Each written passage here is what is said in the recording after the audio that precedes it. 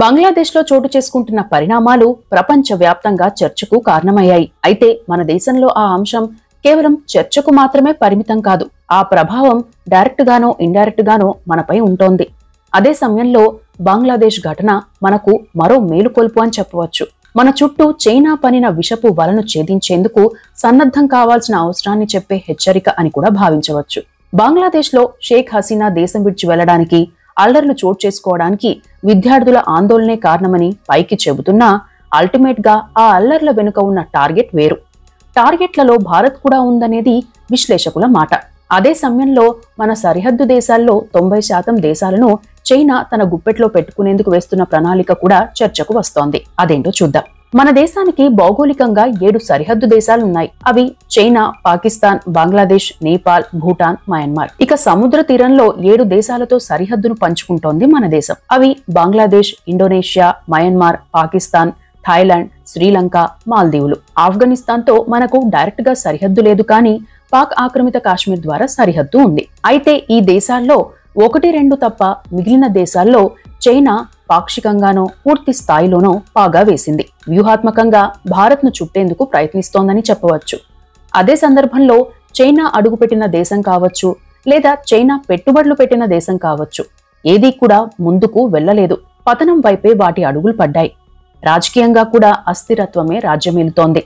తాజాగా America, China వలలో చిక్కుకున్న బంగ్లాదేశ్ ప్రస్తుతం పతనం సరిహద్దుల్లో ఉంది. ముందుగా పాకిస్తాన్ విషయానికి వస్తే 1947 నుండి మన దేశంతో పాకిస్తాన్ గొడవ పడుతూనే ఉంది. చైనా, పాకిస్తాన్ రెండూ కలిసి వెన్నుపోటు పొడిచి మన ప్రాంతాలను ఆక్రమించాయి కూడా. నిత్యం భారత్ పై విషం కక్కే పాకిస్తాన్ సీమాంతర ఉగ్రవాదాన్ని కూడా ప్రోత్సహిస్తోంది.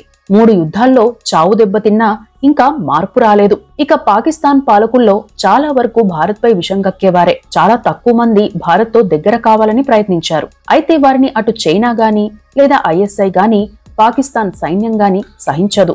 నవాజ్ షరీఫ్ హయాంలో భారత్ తో ఫ్రెండ్లీ రిలేషన్ మెయింటైన్ చేసే ప్రయత్నం చేసినా ఆయన కథ ముగించేసింది డ్రాగన్ కంట్రీ. ఆ తర్వాత ఇమ్రాన్ ఖాన్ కూడా శాంతియుత వాతావరణం కావాలని ప్రయత్నాలు స్టార్ట్ చేయగానే ఆయన్ను కూడా పూర్తి కాలం పదవిలో కొనసాగనివ్వలేదు. భారత్ కు అనుకూలంగా వ్యవహరిస్తే చాలు, స్థానిక పరిస్థితులను ఆసరాగా చేసుకునే పాకిస్తాన్ లో సైన్యం, ఐఎస్ఐల ద్వారా ఆ ప్రభుత్వాన్ని కూలదోసేస్తుంది. సదరు నేతలపై కేసులు పెడుతుంది, అరెస్టు చేస్తుంది. అందులో చైనా హస్తం ఖచ్చితంగా ఉంటుంది. ఎందుకంటే ప్రస్తుతం పాకిస్తాన్ కు అప్పులు ఎక్కువగా ఇచ్చి దివాలా తీయించిన ఏకైక దేశం చైనాయే. ఇక నేపాల్. ఈ దేశం భారత్ కు పూర్తిగా అనుకూలంగా ఉండేది. పూర్తి హిందూ దేశమైన నేపాల్ను భారత్ ఎప్పుడూ పరాయి దేశంగా చూడలేదు కూడా. భూకంపం వంటి సమయాల్లో భారత్ చేసిన భారీ సహాయాన్ని నేపాల్ పాలకులు తప్ప ఏ ఒక్కరూ మర్చిపోలేరు. నేపాల్ ప్రధానిగా ప్రచండ ఉన్నంత వరకు బాగానే ఉంది. ఎన్నికల్లో పరోక్షంగా జోక్యం చేసుకున్న చైనా కేపీ శర్మ ఓలీని ప్రధాని చేసింది. ఈయన చైనా అనుకూల వ్యక్తి మాత్రమే కాదు, భారత్ అంటేనే గిట్టని వ్యక్తి కూడా. 2021కి ముందు వరకు 2 సార్లు నేపాల్ ప్రధానిగా పనిచేశారు. ఆయన పీఎం అయ్యాక భారత్ కు హెచ్చరికలు స్టార్ట్ చేశారు కూడా. సరిహద్దు వివాదాలు తెరపైకి తేవడం, ఆంక్షలు విధించడం, భారత్ వ్యతిరేక వ్యాఖ్యలు చేయడం జరుగుతున్నాయి. చిన్న దేశమైన నేపాల్ వార్షిక బడ్జెట్ కి 5 అప్పును చైనా ఆ దేశానికి ఇచ్చింది. ఆ దేశం గుండా మన దేశంపై నిఘా ఉంచేందుకు ప్లాన్ చేసింది. అయితే నేపాల్ కూడా దివాలా అంచుల్లో ఉండడంతో పాటు రాజకీయ అస్థిరత్వం కంటిన్యూ అవుతోంది. ఇక నేపాల్ తర్వాత శ్రీలంకని కూడా భ్రష్టు పట్టించింది చైనా. శ్రీలంక ప్రధానిగా రాజపక్సే ఉన్న టైంలో భారత్ తో స్నేహం కొనసాగించారు. సామరస్యపూర్వకంగా ఉంటూ మన సాయం పొందారు. 2 దేశాల మధ్య చాలా వరకు సమస్యలు లేవు. కానీ అమెరికా ఓవైపు, చైనా మరోవైపు శ్రీలంకను ముంచాయి, అప్పులిచ్చాయి. అదే టైంలో కోవిడ్ కారణంగా టూరిజం దెబ్బతింది. దీంతో శ్రీలంక ఆర్థిక సంక్షోభంలోకి వెళ్ళింది. ధరల పెరుగుదల, రోజుల తరబడి ఆందోళనతో శ్రీలంక అధ్యక్షుడు గోటబాయ రాజపక్సే మీద తిరుగుబాటు జరిగింది. చివరకు గోటబాయ రాజపక్సే దేశం విడిచి వెళ్లిపోయారు. ఆ తరువాత ప్రధాని అయిన దినేష్ గుణవర్ధనే చైనా చెప్పు చేతల్లో పనిచేస్తున్నట్లు ఆరోపణలున్నాయి. శ్రీలంకలోని హంబంతోట పోర్ట్ ను అభివృద్ధి పేరుతో 99 ఏళ్ల లీజుకు తీసుకుని నిఘా నౌకలను అక్కడ మోహరిస్తోంది చైనా. ఇక మాల్దీవుల గురించి ప్రత్యేకంగా చెప్పుకోవాల్సిన పనిలేదు. డ్రాగన్ కంట్రీ ఆడిన నాటకంలో మాల్దీవులు పావుగా మారి బలైంది కూడా. గతంలో మనకు అత్యంత సన్నిహితంగా ఉన్న దేశమైన మాల్దీవులు ఇప్పుడు చైనాకు ఆప్త మిత్రుడిగా మారింది. భారతీయ సైనికులను వెళ్లగొట్టే స్థితికి వచ్చింది. ఆ దేశానికి మొహమ్మద్ మొయిజ్ అధ్యక్షుడిగా బాధ్యతలు చేపట్టిన తర్వాత పరిస్థితి మారిపోయింది.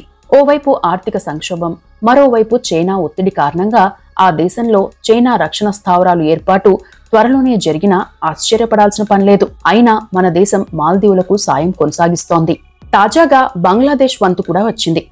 బంగ్లాదేశ్లో 6 నెలల క్రితం హల్చల్ చేసిన బాయ్కాట్ ఇండియా ఉద్యమం వెనుక డ్రాగన్ కంట్రీ ఉందన్న ప్రచారం ఉంది. ఒక నివేదిక ప్రకారం బంగ్లాదేశ్లోని 27 ప్రాజెక్టులకు చైనా $20 బిలియన్ రుణాన్ని ఇచ్చింది. ఇక చైనా బంగ్లాదేశ్ ఫ్రెండ్షిప్ బ్రిడ్జ్ కోసం $1 బిలియన్ రుణం కూడా ఇచ్చింది చైనా. అది కాకుండా ఢాకా అషులియా ఎలివేటెడ్ ఎక్స్ప్రెస్ వే కోసం $1,300 మిలియన్ ప్రత్యేక రుణాన్ని మంజూరు చేసింది. ప్రత్యేక పోర్టును కూడా నిర్మిస్తోంది. అయితే బంగ్లాదేశ్లో చైనా పెట్టుబడులు మొదలైన నాటి నుండే భారత వస్తువులను బహిష్కరించాలనే ఉద్యమం మొదలైంది. నిత్యం భారత వ్యతిరేక వార్తలే అక్కడ వచ్చేవి. రిజర్వేషన్ల వ్యతిరేక ఆందోళన పేరుతో జరిగిన అల్లర్ల వెనుక కూడా కుట్ర ఉందనేది సుస్పష్టం. అయితే చైనా నుండి పెట్టుబడులు తీసుకున్నప్పటికీ ఆ దేశ ప్రధాని షేక్ హసీనా భారత్తో సన్నిహితంగా ఉండటాన్ని తట్టుకోలేకపోయింది డ్రాగన్ కంట్రీ. అమెరికా దృష్టి బంగ్లాదేశ్ పై పడేలా చేయడం, తన కుట్ర సక్సెస్ కావడం కోసం 10 ఏళ్ల పాటు వేచి చూసింది. Bangladesh nationalist party, Jamaate Islamic పార్టీలను తమ వైపు తిప్పుకొని ఆర్థికంగా సాయం చేసి భారత్కు వ్యతిరేకంగా ఉద్యమం చేయించింది. బంగ్లాదేశ్ అవసరాన్ని దృష్టిలో పెట్టుకుని బంగ్లాదేశ్లోని ప్యారా ఓడరేవును డెవలప్ చేసేందుకు చైనా ఒప్పందం చేసుకుంది. కుట్రలు చేసి హసీనాను గద్దెదించడంలో సక్సెస్ అయింది. మరికొన్ని రోజుల్లో డ్రాగన్ చేతిలోకి బంగ్లాదేశ్ వెళ్లడం ఖాయంగా కనిపిస్తోంది.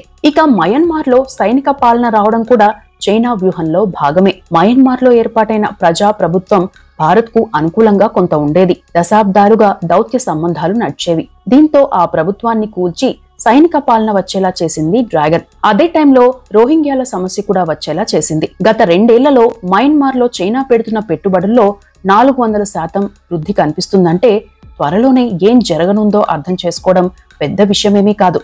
ఆఫ్ఘనిస్తాన్ని కూడా తమ గ్రిప్లోకి తెచ్చుకునేందుకు చైనా ఇప్పటికే పలు అవకాశాలు ఇవ్వడంతో పాటు సైనిక సాయాన్ని అందించేందుకు ముందుకొచ్చింది. మరో దేశమైన థాయిలాండ్ కి $17 మిలియన్ సాయం చేస్తూ వంతెన నిర్మాణం కోసం సిద్ధమైంది డ్రాగన్ దేశం. ఇవే కాదు, బంగ్లాదేశ్ లో ప్రస్తుతం జరుగుతున్న అల్లర్లను అడ్డు పెట్టుకుని పాకిస్తాన్ ఉగ్రవాదులను దేశంలోకి చొప్పించే అవకాశం ఉందని ఇంటెలిజెన్స్ భావిస్తోంది కూడా. ఇక బంగ్లాదేశ్ నుండి అక్రమంగా దేశంలోకి చొరబడేందుకు చైనా కూడా ప్రోత్సహిస్తోంది. మణిపూర్ అల్లర్లలోనూ చైనా కుట్ర ఉందనే వాదనలు ఉన్నాయి. సో తనకు ఉన్న 14 సరిహద్దు దేశాల్లో నేపాల్, నార్త్ కొరియా, ఆఫ్ఘనిస్తాన్, పాకిస్తాన్ తప్ప మిగతా దేశాలన్నిటితోనూ పేచీ పెట్టుకునే చైనా భారత్ సరిహద్దు దేశాలను మాత్రం మచ్చిక చేసుకుంటోంది. అయితే అది ధృతరాష్ట్ర కౌగిలి అని తెలుసుకునేలోగా ఆ దేశం పతనమైపోవడం జరిగిపోతోంది. ఇక చైనా చేపట్టిన బెల్ట్ అండ్ రోడ్ ఇనిషియేటివ్ లో భాగంగా 149 దేశాలను కలుపుతూ రవాణా మార్గాలను ఏర్పాటు చేసేందుకు సిద్ధమయ్యారు. అయితే పలు దేశాల్లో అభ్యంతరాలు వ్యక్తమయ్యాయి. ప్రభుత్వాలు మారాయి. దీంతో చైనాకు భారీగా నష్టాలు మొదలయ్యాయి. ఈ ఒక్క ప్రాజెక్టు విఫలమైతే చాలు, చైనా ఆర్థిక వ్యవస్థ పతనం కావడం ఖాయంగా కనిపిస్తోంది. 2013 నుండి ఈ ప్రాజెక్టు కనీసం 30% కూడా పూర్తి కాలేదంటే పరిస్థితి ఏంటో అర్థం చేసుకోవచ్చు. ఇక ఈ ప్రాజెక్టుకు కౌంటర్ గా భారత్ కూడా ప్రత్యేక ప్రాజెక్టును చేపట్టింది. 2016లో ఇరాన్తో చాబదర్ పోర్ట్ ని అభివృద్ధి చేయడం, G7 దేశాలతో సత్సంబంధాలు, క్వాడ్ ప్రోగ్రాం ద్వారా కౌంటర్ ఇస్తోంది. చైనాను చుట్టేసేలా వేసిన ప్లాన్ లో భాగంగా international north south transport corridor project చేపట్టింది. మొత్తం 7,200 కిలోమీటర్ల మేర రోడ్, రైల్ కనెక్టివిటీని చేపట్టింది. సో చైనా వ్యూహాలకు మన దేశం చిక్కదు. కానీ ముందు జాగ్రత్తలు తీసుకోవడం, కౌంటర్ యాక్షన్ ఉండడం మంచిదే కదా అనేది విశ్లేషకులు చెబుతున్న మాట. చైనా పన్నుతున్న కుట్ర ప్రభావం మనపై ఎలా ఉంటుందంటే ఒక్కటే సమాధానం చెప్పవచ్చు. యుద్ధం వంటివి వచ్చినప్పుడు చైనా మన సరిహద్దు దేశాల నుండే మనపై కుట్రలకు తెరదీస్తుంది. అప్పటి వరకు నిఘాను ఉంచుతుంది. అయితే మనది కూడా అణ్వస్త్ర దేశమే కాబట్టి నేరుగా దాడి చేసే అవకాశాలు తక్కువే. అయితే దౌత్యపరంగా, వాణిజ్యపరంగా ఇబ్బందులు పెట్టవచ్చు. వాటిని తిప్పికొట్టాలంటే ఆయా దేశాలతో సంబంధాల విషయంలో మన దేశం కూడా దౌత్య నీతి ప్రదర్శించడం, కుట్రలను తిప్పికొట్టడం చేయాలి. ఇక్కడే మరో విషయం ఏంటంటే బంగ్లాదేశ్ అంతర్గత వ్యవహారాల్లో జోక్యం చేసుకుని కుట్రలను ప్రోత్సహించి దేశాన్ని పతనం చేసిన చైనా డైరెక్ట్ గా మన దేశంలో జోక్యం చేసుకునే పరిస్థితి ఉండదు. మన సైన్యంతో పాటు మన పార్లమెంట్, న్యాయ వ్యవస్థ, మన రాజ్యాంగం అందుకు కారణం కూడా. కానీ ఎటొచ్చి మేధావుల ముసుగు వేసుకున్న కుహానా వ్యక్తులు చేసే ప్రసంగాలే కొంతమందిని తప్పుదోవ పట్టించవచ్చు, రెచ్చగొట్టేలా చేయవచ్చు. రాజకీయ ప్రయోజనాలే ప్రాధాన్యాంశంగా ఇవి జరగవచ్చు అనేది విశ్లేషకులు చెబుతున్న మాట.